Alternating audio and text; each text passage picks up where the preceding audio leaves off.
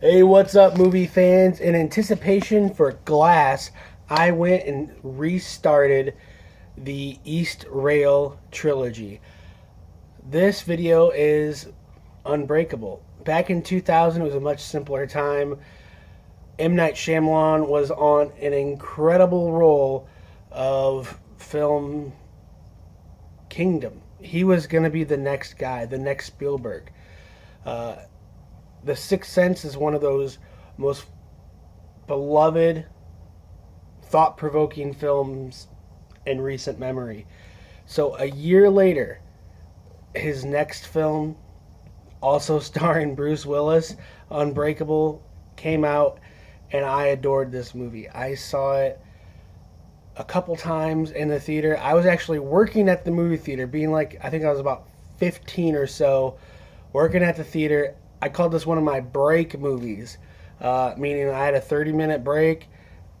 Every time I was going on break, I was watching parts of this movie, even if it was the same scene over and over again, or same couple minutes of scenes. I couldn't help myself. I was enamored with this movie. I was wondering, does time stay in its favor? Does this film age well? I used to rewatch movies a lot. I had a lot less access to them back in the day. It's kind of sad that 2000 is already back in the day, but back in the day, much less access than I do now. I didn't have to work as much, so I could watch all the movies I wanted. So I would repeat watch these movies. But it's been minimum 15 years probably since I've seen Unbreakable. So I went and I rewatched it because I wanted to see it before I saw Glass. Because I just saw Split last year. Did it hold up? I gotta say, happily, it does. You have Bruce Willis giving a stoic, minimalistic performance. It's not about comedy, like, he's not this action bravado comedic guy like John McClane in the Die Hard series, which I love. Phenomenal.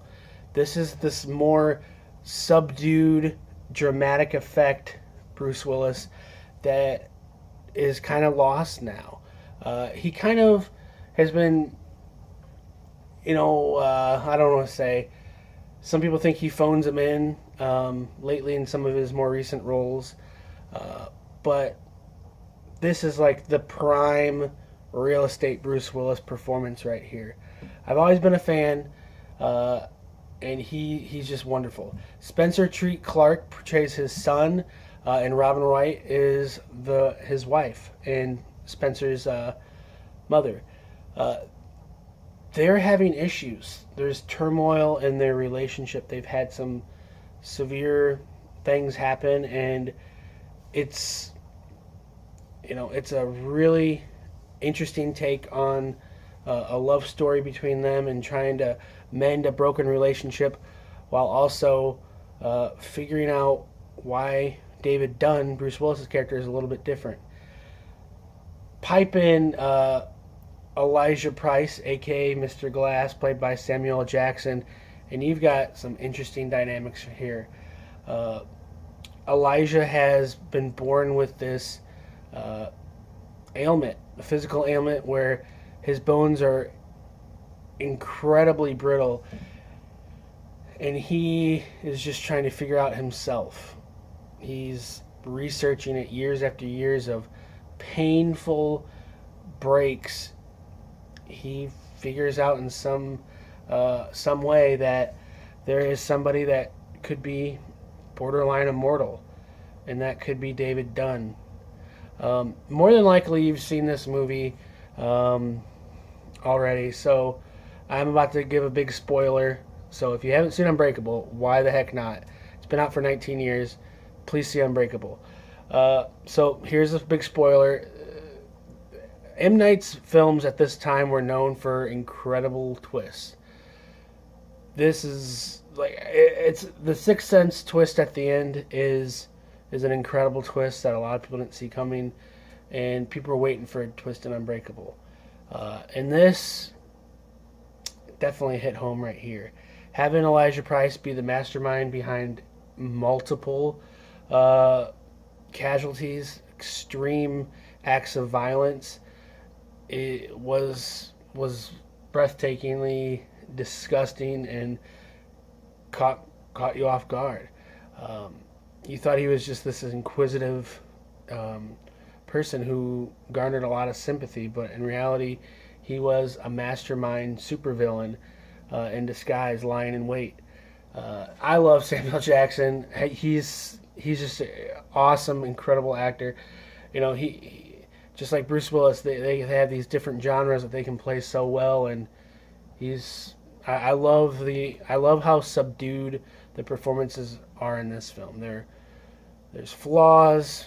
There's genuine chinks in the armor of these characters, and that's what it's all about. I like comics. I don't read them as much anymore, if really at all. I love the comic book movies, but in this time frame, I was a ginormous comic book reader. Every Tuesday or Wednesday, I was going and getting stacks of comics, so this was right up my alley. Some people thought, it didn't.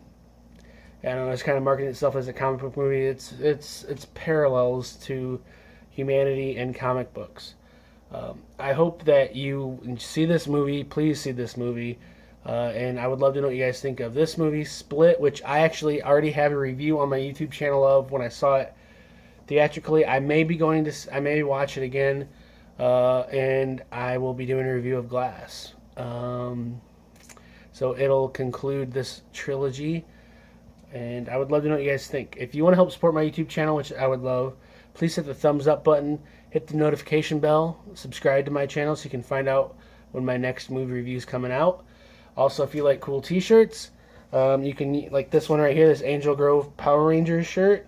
You can go to onceuponat.net, and when you check out, use my coupon code London Hawthorne. That's my username, London Hawthorne, and you're gonna save a couple bucks off a shirt, and I will get the same amount and credit.